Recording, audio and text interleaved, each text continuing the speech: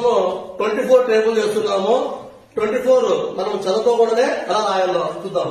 24 ని 2 టేబుల్ గా 4 టేబుల్ గా రాసుకున్నాం. తర్వాత ఇప్పుడు ఎలా రాయాలి చూద్దాం. 24 వంజా ఈ 4 ని ఈ 2 ఇలా రాస్తున్నాం. 24 వంజా 24. అలాగే 8 ఈ 4 ని అలాగే రాస్తున్నా.